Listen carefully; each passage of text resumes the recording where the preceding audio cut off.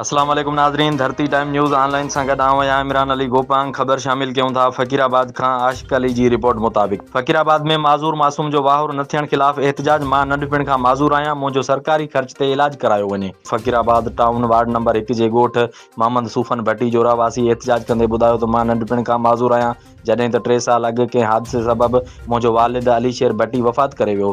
जॾहिं त मूंखे 3 भाइर ऐं 5 भेनरूं आहिनि। असां इंतिहाई ग़रीब मिसकिन आहियूं।